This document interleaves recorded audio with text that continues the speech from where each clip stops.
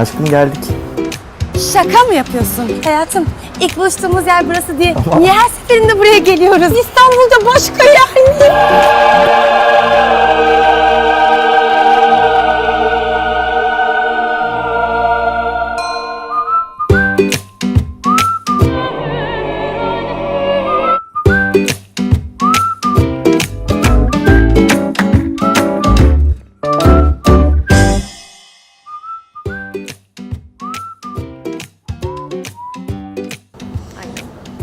Biz 2013'te Nicole olarak İstanbul'da faaliyete geçti restoranımız. O günden beri zaten TripAdvisor'la beraberdik. Beraber diyorum çünkü bizim için en önemli kaynaklardan bir tanesi. İlk akla gelen TripAdvisor'da aldığınız yorumlar. Çok önemli çünkü biz ne kadar istesek de yemek esnasında belli bir yere kadar müşterimizin bizim hakkımızda ne düşündüğünü anlayabiliyoruz. O yazılar gitti, aklında kalan, damağında kalan, neler düşündü bizim için, iyisiyle kötüsüyle ders aldığımız yorumlar. TripAdvisor The Fork'u bize tavsiye ettiğinde önce basit bir rezervasyon portalı diye düşündük. Zaten küçük bir restoranız, ne ihtiyacımız var böyle bir şeye? Oysa ki öyle değilmiş. Nereden baksanız bayağı bir yük kaldırdı üzerimizden.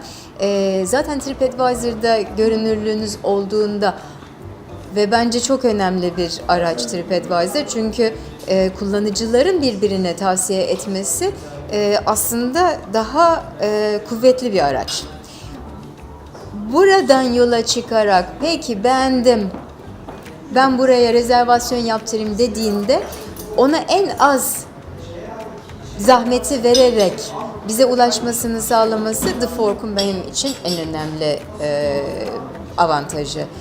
Müşterimizle araya bir şey girmeden anında ulaşım sağlayabiliyoruz.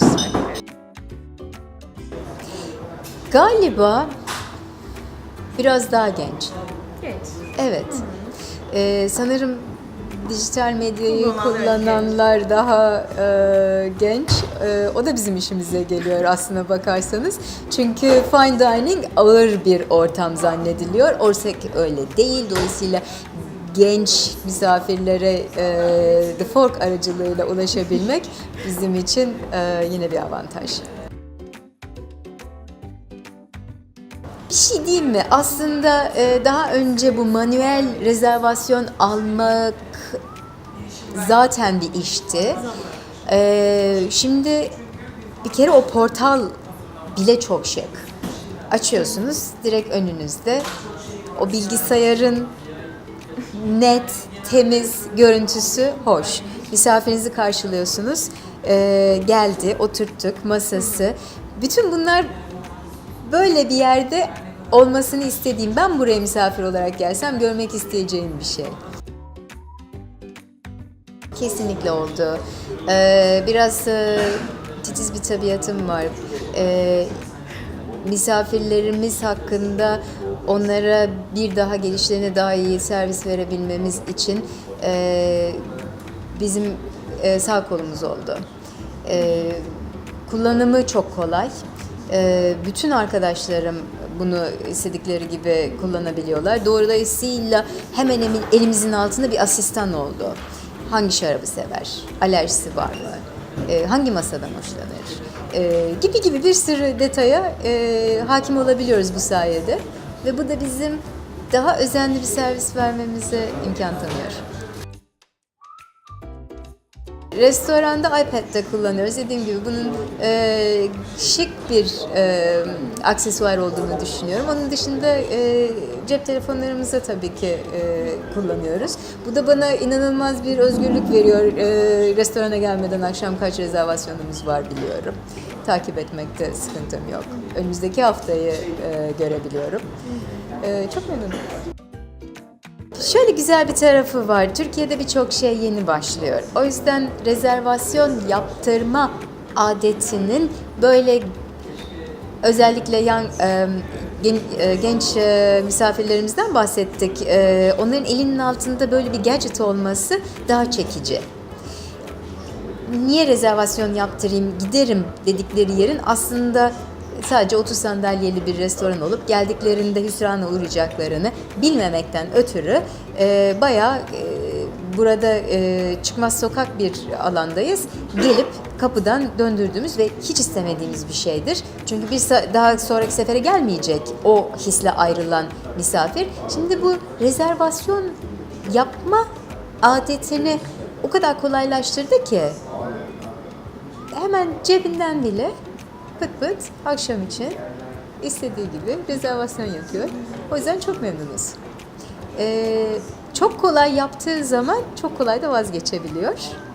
Restoranların en büyük sıkıntısı no-show'lar. Onu da The Fork hallediyor. O yüzden zaten sonuç ortağı olarak görüyorum ben The Fork'u. Ön ödeme sistemi hepimiz heyecanla bekliyoruz. Abi ne oldu? Kimse rezervasyonuna sadık değil ki kardeş. Masaları döndüremiyorum. Kısacası battık yani. The Fork yok mu abi sende? Fork ne? Versene telefonları. Bak The Fork'la artık rezervasyonların güvende. The Fork ve üye işletmeler rezervasyonuna sadık, siz değerli misafirlerine teşekkür eder.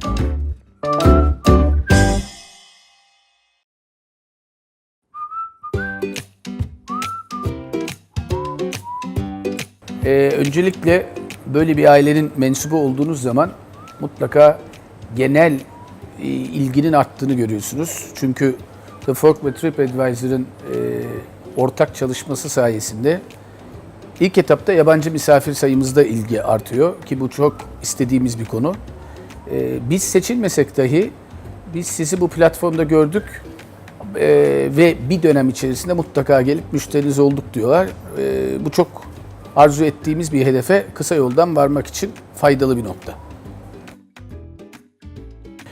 The Fork kullanımı ile birlikte kendilerinin daha evvel hazırladıkları CRM programı, yani özellikle rezervasyonda bize faydalı olacak iletişim programı çok ilgimizi çekti ve zaman içerisinde biz The Fork'tan gelsin gelmesin tüm rezervasyonlarımızı The Fork üzerinden elde ettiğimiz bu rezervasyon altyapı sistemine işleyerek aslında çok kısa bir zaman içerisinde elimizdeki datayı daha kullanılır hale getirip yorumlar hale geldik ki bu bizim sektörde çok eksikliği hissedilen bir konuydu. Onun için de burada hazır bu soru gelmişken cevabında The Fork'un katma değerinde teşekkür ederek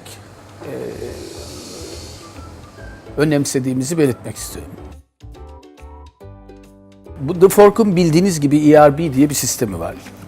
Elektronik rezervasyon book, yani elektronik rezervasyon kitabı dediğimiz bu sistemin oldukça fazla detayları var ve işin içine girdikçe çok aslında keyifle bunun kullanımını arttırıyoruz ve çok önemlisi The Fork'un hakikaten destekleyici ekibi sayesinde bizim bu işi kullanan profesyonellerimiz daha da hevesleniyorlar ve olabildiğince detayına giriyorlar. Nelerdir bunlar? İşte sıklıkla gelen misafirin kaç defa geldiğini belli bir dönem arasında, ne kadar sıklıkla sizi ziyaret ettiğinizden tutun, kişi başı ortalama harcamasına kadar, dolayısıyla sizin için bir müşterinin ortalama harcaması, masadaki kişi sayısı ortalaması önemliyse, bu tür bilgilerle hangi saatlerde geldiği, hangi sıklıkta geldiği, kişi başı ne fiyat harcadığı, ne tür yemeklerden hoşlandığına kadar detayları yakalayıp kendi müşterinizin profilinde bir VIP listesi yapmanız mümkün ki bu da çok iyi bir özellik. Yani bizim eskiden beri bir Ece ajandamız vardı meşhur. Ece ajandasını hala tutmakla birlikte elektronik ortama girdikten sonra herhalde bir daha elektronik ortamsız kalamayacağımızı düşünüyorum. Kayıtlar bir defa her zaman için sizin bilgisayarınızda bir problem olsa dahi The Fork'un merkezinde bir yerde ama size özel şifreyle kayıtlı duruyor. Dolayısıyla havada her zaman için bir bilginizin saklandığı bir ortam olduğunu biliyorsunuz. Herhalde bundan vazgeçmek kolay olmayacaktır. Müşteri profilini detayda henüz izah etmek çok kolay değil. Çünkü yeni bir sistem The Fork. Ama en azından şeyi hissediyorsunuz. Daha önden rezervasyonu seven, disiplini seven ve o ayrıcalığı hissettirirseniz ERP veya CRM sistemi sayesinde elinizdeki datayı doğru işler ve de bunu müşteriye yansıtırsanız, örnek vereyim, işte Ahmet Bey her zamanki şarabınızdan mı istersiniz, her zamanki masanızı mı tercih edersinizi son tüketiciye hissettirdiğiniz zaman mutlaka o ayrıcalığı hisseden müşterinin bundan hoşnut kaldığını ve de belki de uzun vadede sizi daha fazla tercih etmesini ve de sistemi daha sık kullanmasını sağlamış oluyorsunuz. Yolluk oranında gözle görülür olmasa da hafiften de hissedilmek kaydıyla bir artışın olduğunu konuşmak mümkün. Ama bu kolektif bir çalışmayla olacak. Yani The Fork daha fazla restoranların bünyesine girdikçe insanların rezervasyonlarda CRM sistemlerini kullanma alışkanlığı artacak. No-show'lar ki bizim için çok önemli bir konu. No-show'lar sistem olarak azalacak. Çünkü The Fork'un CRM sistemi sayesinde biz misafirlerin no-show oranlarını takip edebilir ve de bir mekanizmaya, bir merkeze onları şikayet edebilir hale geleceğiz. O zaman da ödüller kadar yaptırımlar da sisteme girecek. Bu sayede de, bu disiplin sayesinde insanların daha dikkatli rezervasyon yapacağı ve daha işletmeye saygı duyacak bir şekilde erken vakitlerde iptallerini bildireceklerini de ümit ediyoruz. En çok memnun kaldığımız öğe, bahsettiğim gibi tuttuğumuz listenin bizde işlenebilir ve de müşteri ilişkisinde müşteriyi daha fazla memnun edebilir bir hale dönebilecek bir ürün olması, bir ham madde olması açısından önemsiyoruz. Aynı şekilde bir genel müşteri alışkanlığını The Fork'un kendi merkezinde takip ederek iyi müşteri ve yaramaz müşteri diyeceğim, no-show'u çok fazla yapan müşterinin merkezde birikmesi ve bunun bir yine bir processing, bir gelişme sayesinde takip edilebilir olmasını önemsiyoruz. Üçüncü konuda yine dataları tabii olabildiğince kolektif bir hale getirip yıllar içerisinde sürekli müşterimizin genişleyen bir platformda datasına sahip olmayı önemsiyoruz. Kalkalım mı? Olur. Hesabı alabilir miyiz? Ben bir lavaboya gideyim. Aşkım, hesabı nasıl ödeyeceksin? Kredi kartı mı yoksa ipotek mi? Nakit. Buyurun beyefendi. Efendim rezervasyonunuzu The Fork üzerinden yaptığınız için şu kadarcık yeterli.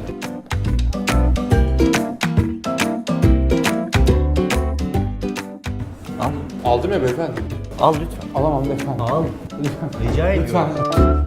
İçimden geldi. Gerçekten alamam. İstirham ediyorum. Uzatmayın. Lütfen alır mısın? Beyefendi kırar mısınız?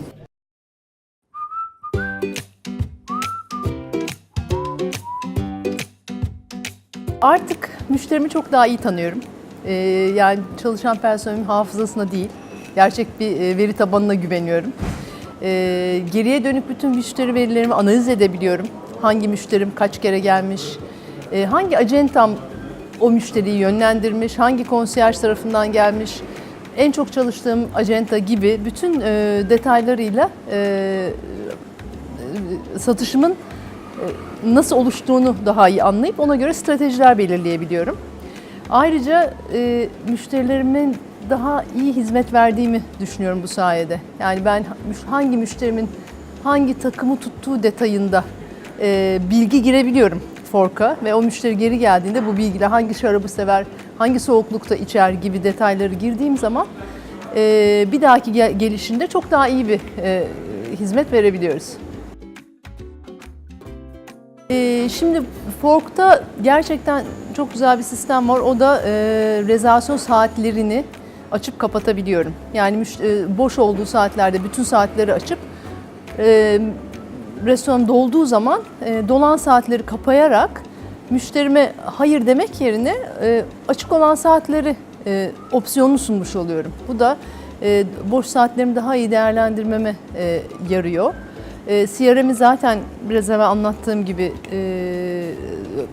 oluşan müşteri database'ime, yani otomatikman her gelen müşteri veri tabanıma kaydoluyor ve onlara yönelik kampanyalar yapabiliyorum ya da duyurularımı yapabiliyorum. O veri tabanını istediğim gibi kırılımlarını ayırabiliyorum. Yani mesela sadece kadınlara yönelik bir Kadınlar Günü kutlaması yayınlamak istiyorsam çok rahatlıkla veri tabanından o bilgiyi çekip duyurularımı yapabiliyorum. Benim için büyük bir avantaj oldu. Yani bir kere çok daha verilerimi çok daha tek seferde girmiş oluyorum. Yani daha önce Ece Ajantası'na giriliyordu. Onlar Excel'e aktarılıyordu. Aktarıldıktan sonra eğer bir kampanya yapacaksam, e-duyuru kampanyası yapacaksam bir de ayrı bir sistemde oraya giriliyordu gibi. Bir kere bir seferde veri giriliyor ve bütün aktivitem tek bir veri tabanı üzerinden yürüyor. Bu büyük bir verimlilik artışı benim için. Bunun dışında daha önce bu detayda bilgi tutamıyordum. Yani geriye dönük satışımın nereden geldiği, hangi ajantanın benimle en çok çalıştığını el yordamıyla biliyorduk. Kulak dolgunluğuyla biliyorduk. Şu anda çok detaylı kaç kişi, hangi ajanta kaç kişi yollamış detayını da görebiliyorum. Artı müşterimin verilerini de hani hafızaya yönelik tutabiliyordum. Hani bu müşteri bunu sever. Şimdi tabii biz şubeleşince daha önce çok problem değildi. Tek şubeydik. Ama hani 80 kişilik bir restoranım vardı. Şu anda bir gecede 500 kişiye hizmet, 600 hatta 750 kişiye kadar çıktığımız oluyor. 750 kişinin detaylarına hakim olmak mümkün değil. Hiçbir hafıza bunu tutamaz. Ama Fork sayesinde bu detayda müşteri hizmeti verebiliyorum. İki şey çok kıymetli. Bir, ölçebildiğimiz şeyi yönetebiliyoruz. Fork sayesinde ölçebiliyorum. Satışımı ölçüyorum. Kimden, nereden gelmiş. İkincisi de müşterimi insanlara bağımlı değil, sisteme bağımlı.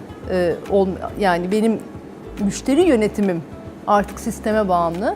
O yüzden bir kişinin ayrılması, personelin değişmesi ki bu sektörün en büyük problemlerinden biridir. Hiçbir şekilde benim müşteri hizmetime yansımıyor. Çünkü bir sistem var. TripAdvisor çok yabancı odaklı, yabancılar çok iyi kullanıyor ama artık ve biz yabancı yani İstanbul gerçeği turistler çok önemli bir parçası restoranımızın. Özellikle Banyan'da %50'dir bizim şey yani müşterimin %50'si turist. Ama şimdi yerlilerin de daha fazla kullanmaya başladığını gördüm. Ve tabii ki teknolojiyle arası iyi olan, yeniliğe açık, daha genç bir kitle sanırım Fork'u kullanıyor. Bu da bizim tam zaten istediğimiz, hedeflediğimiz bir kitle. Yani bunu henüz ölçemedik. Sonuçta biz sanırım bir 6 aydır Fork'u kullanıyoruz. Bunu da ölçmeye başlarız muhakkak. Ama ben uzun vadede eğer bir de rezervasyon alırken kredi kartıyla belli bir miktarı, böyle bir fonksiyon da var. Biz henüz kullanmıyoruz ama buna da sektörel olarak sıcak bakıyoruz. Belli bir miktarı kredi kartından bloke etmek kaydıyla bizim bu no-show'lardan dolayı ciro kaybımızı çok ciddi engelleyeceğini düşünüyorum. Müşteri memnuniyetini arttırdığını düşünüyorum. Bir kere çok daha önce müşteri online bile yapsa rezervasyonunu biz anında dönemiyorduk. Şimdi anında teyit olup olmadığını görüyor. Çok güzel işleyen bir sistem var. Bu müşteri memnuniyetine yansıdığı için ve yabancılara İngilizce'de bir kolaylık sağladığı için ben uzun vadede bunun her müşteri memnuniyetinin bir ciro artışına ve geri gelen müşteriye dönüşeceğini biliyorum. The Fork ortaklığında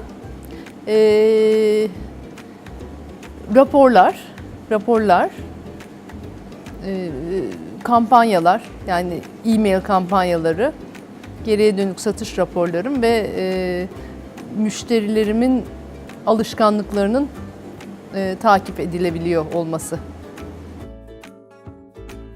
Valla açıkça söyleyeyim şimdiye kadar yok. Çünkü bu anlıyorum ki bu sistem çok uzun seneler zaten restorancılar tarafından geliştirilmiş ve hakikaten bizim sorup sorabileceğimiz her şeyi düşünmüşsünüz. Bunu samimiyetle söylüyorum. Şu anda ben hiçbir eksiklik görmüyorum ve tebrik ediyorum sizi. Tüm rezervasyonlarımı tek bir panel üzerinden görüp yönetebiliyorum. Bu da olağanüstü bir fayda benim için. Ayrıca aynı gece içinde ne kadar walk-in, ne kadar rezervasyonlu olduğu detayını da alabiliyorum. Bu da çok kıymetli. Şöyle, bizim no-show oranı çok yüksek, sektör olarak çok yüksek. Fakat ben Fork'un bunu azaltmaya faydası olduğunu düşünüyorum gerçekten. Çünkü müşteriyi kayıt altına aldığınız zaman geriye dönük de bir müşterinin kaç kere no-show yaptığını görebiliyorsunuz. Müşteri de bunu biliyor. O yüzden çok daha kayıt altında olan müşteri çok daha dikkatli. Müşteriyi de biz kaydettiğimiz zaman sürekli no-show yapan bir müşteriye de tespit edebiliyoruz. Bizim için de çok büyük bir avantaj oluyor. Alo buyurun. Merhabalar, rezervasyon yaptıracaktım. Hangi yılı istersiniz? Önümüzdeki hafta yapacaktım. Sen benim kim olduğumu biliyor musun? İyi günler dilerim beyefendi.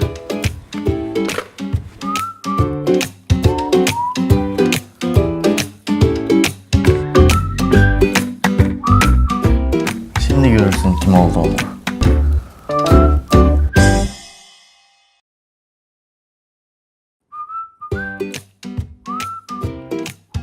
Şimdi yeme içme dünyası için TripAdvisor okuyucu yorumlarını almak için önemli bir platform olduğunu düşünmekle beraber çok manipülasyona açık olduğunu fark ettik zaman içinde. The Fork çıktığından beri diyeyim, The Fork Türkiye lansmanından beri ilgimi çekmekte ve de yakinen de takip etmekteyiz ve işbirliğine de başladık. İşbirliğine başlarkendeki en önemli unsur da şuydu. Misafirlerin gerçekten rezervasyonunu yapmış, burada tecrübeyi yaşadıktan sonra yazdığına kaniyiz. Yani TripAdvisor'a istediği kodu alıp, e-maili alıp şey yapabilirken burada gerçek bir tecrübenin yansıması var. Datalar en azından doğru dürüst, e-mailler doğru dürüst. Biz de takip ediyoruz. Sırf yorumları değil, harcamalarını da takip ediyoruz, gerçek tecrübeyi de takip ediyoruz. Bizim bir CRM altyapımızı güçlendirdiğine inandığımız özel bir durum bu. Hayır, kullanmıyoruz, kullanmak istiyoruz. Sizden de bu yönde eğitim almaya başladık. Bununla ilgili almak istiyorum ve bu sistemi oturtmak istiyorum. Çok heyecanlıyım. Bence çok önemli. Çünkü benim CRM'im şu anda maalesef çalışan, 21 senedir Sunset'te çalışan insanların beyninde. Yani Ahmet Bey geldiğinde bu şarabı içer, Mehmet Bey geldiğinde bu martini böyle alır şeklinde. Tabii bu bence çok kurumsallaşma açısından çok tehlikeli. Çünkü hepimizin bir ömrü var. Ben de, onlar da, hepimiz de zaman içinde kaybediyoruz. Müşteri değişiyor. O yüzden sahiden beni en çok heyecanlandıran kısmı bu projenin bu kısmı müşteriyi gerçekten tanıma. Gerçekten de ona göre bir strateji ve pazarlama ve servis kalitesini arttırmak için çok hani nasıl söyleyeyim, Sunset'in kılcal damarlarına giren bir sistem haline getirebiliriz ve çok heyecanlıyım. Ya bir kere medeniyet. Yani sahiden Ece ajandasına yazıldığı doğru. Biz işte kendi çapımızda bilgisayarda tutmaya çalışıyoruz. Fakat gene şeflerin elinde kağıtlar.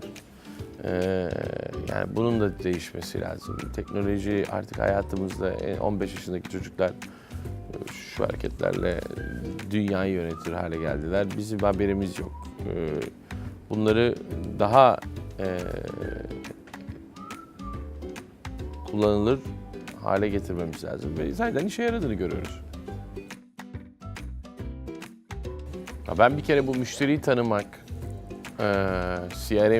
CRM konusunda gerçekten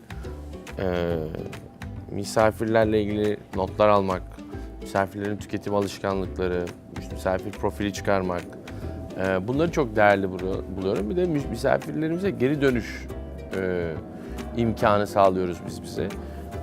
Bu da şunu sağlıyor, yani restoranda gerçekten memnuniyet var mı yok muyu oradan görüyorsun. Çünkü Türk insanında şöyle bir durum var. Yani Türk insanında, yabancı insanda, yani herkes de geliyor, şef soruyor nasıldı yemeğiniz efendim? Şahaneydi diyor. Gidiyor, kapıdan çıkıyor, berbattı yemek diyor mesela. Şimdi burada ise böyle bir ne fikri varsa ismiyle, cismiyle eleştirisini yapma cesaretini de gösteriyor. Onore etmek istiyorsa onu da gösteriyor. TripAdvisor'dan daha gerçek bir şey. Çünkü fake isim yok. Gerçekten çok sinirlenmişse sinirlendiğini anlatma şansı var. Memnun kalmışsa da memnuniyetini dile getirme şansı var. Yani biraz daha, nasıl söyleyeyim, daha demokratikleştiriyor işi. Yani siz yönetimle, yani restoranın yönetimiyle müşteri arasındaki parçacıklar neler? Yani şeyler, garson, şef, buraları atlıyoruz. Bu bize müşterinin direkt yönetime feedback vermesini sağlıyor ve bizim hata yapmamızı engelleyen bir sistem olduğunu düşünüyorum. Daha en azından ne olduğunu anlama şansı veriyor. Memnuniyeti var mı, yok mu? Yoksa restoranlar işte efendim şahaneydi bu gece, herkes çok memnundu, patron arıyor. Süper de hiçbir problem yok. Bir bakıyorsun ertesi gün TripAdvisor'dan ya da işte The Fork'tan şikayet gelmiş ya da gerçekten memnuniyet var. Yani ve ertesi gün yönetim toplantısında garson da çünkü saklayabilir. Yani siz şimdi şefin de haberi yok. Yani garson da rezalet bir servis verip çok süper olan mutsuz bir müşteriyi hiç şefe çaktırmadan yollayabilir. Ben bir kere No Show, bir Sunset özelinde söyleyeyim, bir restoran açacak kadar No Show olabiliyor hafta sonu. Ve maalesef misafirler sahiden insafsızlar. Hiç de saygılı davranmıyorlar. Rezervasyon yapıyorlar, sonra rezervasyonlarına gelmiyorlar, haber vermiyorlar. Misafir, yani o kadar yer tutuyorsun ve yani zarar ettiriyorlar ve inanılmaz bir kaybımız oluyor. Kesinlikle kredi kartı alınması gerektiğini düşünüyorum. Özellikle yabancılar bu terbiyesizliği yapıyor. Onu da size söyleyeyim. Yani Türkler, çünkü yeri geliyor Türk. Türk yüzümüze bakacak. Yani anlatabiliyor muyum? Öbürküsü böyle değil. Öbürküsü bana ne diyor? Geçiyor gidiyor. Konsiyerjler bize bu konuda yeterince destek vermiyor. Kredi kartı almak istedik. Konsiyerjlerden gelen rezervasyonlarda kredi kartı müşteriden isteyemem diyor konsiyerj. Halbuki o da bizim için büyük bir engel. Yani konsiyerj de ertesi gün Four Seasons'ın konsiyerjine kardeşim senin müşterin gelmedi diye hesap soramıyorsun. Sorduğunda bir daha yollamam ben sana diyor. Anlatabiliyor muyum? Tam bir rezalet şeklinde. Yani burada bu ön ödeme sistemini ben en azından bileyim. Şu kadar rezervasyon var, bu kadar adam. Kredi kartı ödemeyip ben burada gelmiyorum diyen adam da gelmesin zaten. Demek ki zaten o gelmeyecek. O bizi dolandıracak zaten. O baştan bir problemi var. Kredi kartıyla ödemek istemiyorum. Ama işte kredi kartı ödedim ama işte şu saatte iptal ediyorum dediğinde biz zaten iyi niyetli insanlarız. Yani gidip de müşteri hastalanmıştır, işi çıkmıştır, bir iptal konusunda bize geri döndüğünde biz zaten hayır bunun parasını alacağım senden işte doğru zamanda cevap verdiyse bizim böyle bir derdimiz olamaz. Ama bize yapılan o kadar büyük bir zarar ki yani cumartesi günü 150 kişiydi. Evet. Yani 150 kişi no show yenir mi ya? Restoran açılır diyorum yani.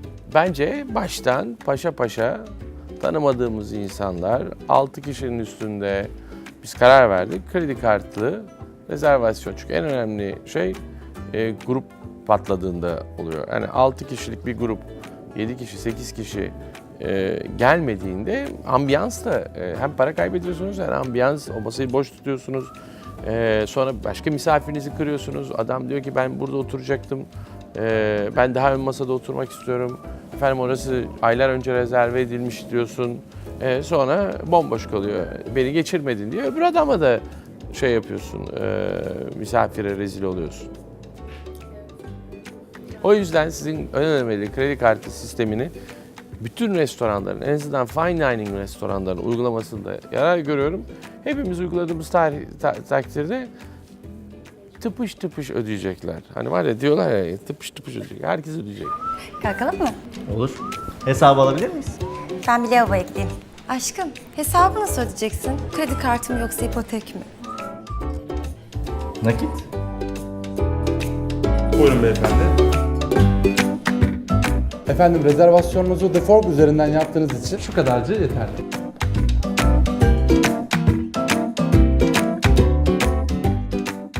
Al. Aldım ya beyefendi. Al lütfen. Alamam beyefendi. Al. Rica ediyorum. Lütfen. İçimden geldi. Gerçekten alamam. İstirham ediyorum. Uzatmayın. Lütfen alır mısın? Beyefendi kırır mısınız?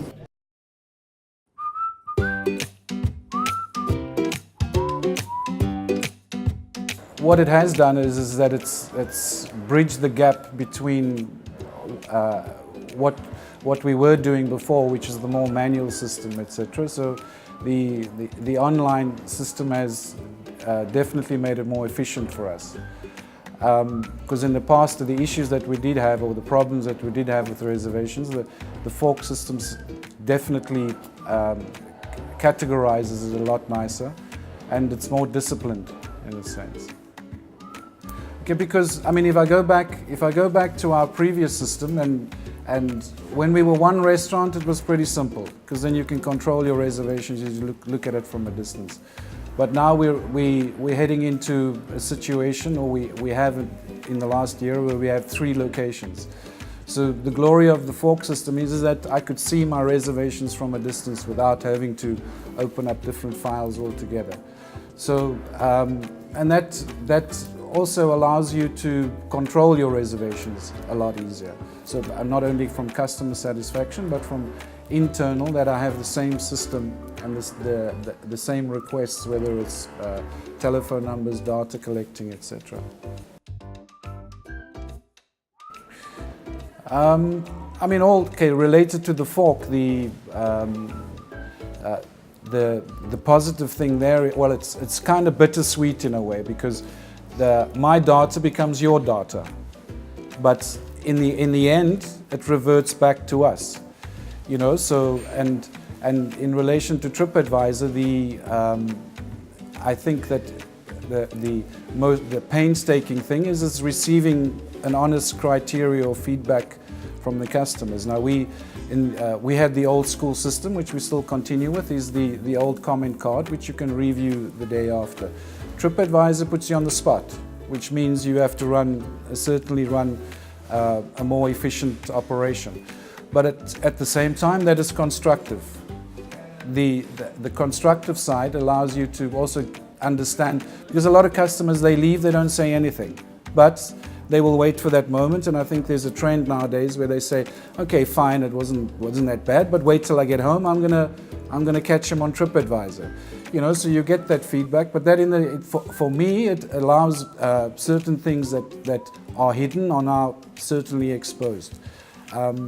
Which I put my team, I certainly discuss my TripAdvisor comments every day we get them. And now what I've done recently is I continue with my with the old school comment card, so getting a positive feedback, is that I utilize that positive feedback and politely mail the customer to repeat that comment that they've made on TripAdvisor. So this is, I think you have to find a medium on how to manage it. If you can manage TripAdvisor, it's certainly very positive at the end of the day. Well, at the moment we're affiliated with a campaign, and those campaigns they're important. They definitely are, because I believe in exposure. I think this is what TripAdvisor and the Fork does, is that exposure it's an additional exposure to what we normally do, because you can't market like you used to market before. So it's a trend in marketing. People they certainly want to, they want substance, they want news. So with the festival that we're busy with now, it's hardly important on how many reservations I get, etc. It's just that there are people that are aware. So if you, for instance, making a reservation at another restaurant, the 360 brand will automatically pop up through our popularity, in a sense. So it's data collecting and awareness. It's almost a free type of marketing. Well, again, I say it's the important thing for me there is data collecting. Is that it's not that easy to collect data. I mean, people they don't give you their data easy. What this allows you, this becomes permissible data, which is the most valued data that you can actually use. But I think operationally, it's certainly it's more efficient. It's 24/7. Whereas in the past you had to make sure that your telephone is manned. You don't have the luxury of employing a person. I mean, face it, any restaurant you call after 8 o'clock, if it's a busy restaurant, that phone either is not going to be answered, or you're going to get, like in our case, my hostesses used to say, call back tomorrow, or you hit an answering machine, etc. So that's 24/7 thing it's efficient for labor in that sense. I got to admit that we probably don't use it efficiently, because it's when you have 3 different type of locations. I mean, as we do have, you have the demographics of each restaurant clientele is very different. So, like in Baiolo, for instance, we have a very big movements of foreigners, in a sense, which means their return it may be in 2-3 years time, etc. So that data there doesn't really mean so much to us. So I got to admit, I don't use that yet, and I think it's for us it's part of the teething process, because also the whole system is kind of new to that old school. It was, I mean, some restaurant managers used to walk around with a piece of paper in their pockets, and the reservations used to be there, So for myself, I understand the importance of it. It is important, but I think with our style of restaurant and the numbers we're moving, it's kind of difficult. And who knows, he may have been in a different mood that day, So I'm not saying the feature is not workable. I think it's maybe more applicable to a fast casual type of concept where they can use it more efficiently. Yeah, this was always a question mark in the beginning. Is that, and this was also getting the staff used to changing over and getting them to understand that. The question mark is this an additional booking? Is this a reservation or a revenue source that we may not have had before? And I think it has been, because what I can notice is, and obviously it's through the whole system settling and people and customers understanding that facility is available. So it has increased. I think we've been online nearly a year now, and you can consistently see that there is an increase in reservations. Whether they are old customers or new customers, it's almost impossible to tell, but there is a trend that people are not hassling to pick up the telephone anymore. So yeah, it's a revenue increase. But I say again, it's a package, because that revenue increase, we're a busy restaurant, so we can touch wood and say, okay, fine, is it an increase? But it has other advantages as well, which adds to the value as well. I think, yeah, I mean, I think it depends how you set your general marketing policies, because I mean, our marketing is directed more to, if you want to call it, the new generation, because we're noisy, we're a clubby restaurant, etc. So over the years, people have understood where they're coming to in that sense. So that's all how you expose the location. I can see, what I do notice is that you have a more serious diner, so expectations may be a little bit higher over there, but you have issues on just taking a name. You know, I don't want to get political yet, but you have issues in just taking a name. So so you have a small opportunity to, in some way, kind of not profile, but you can categorize and try and get a sense of where your customers are coming from. And it changes with seasons as well. On the other side, I think our reservations are more based upon people from outside of Istanbul, and not necessarily local people that would go and make a reservation because they find it easier to.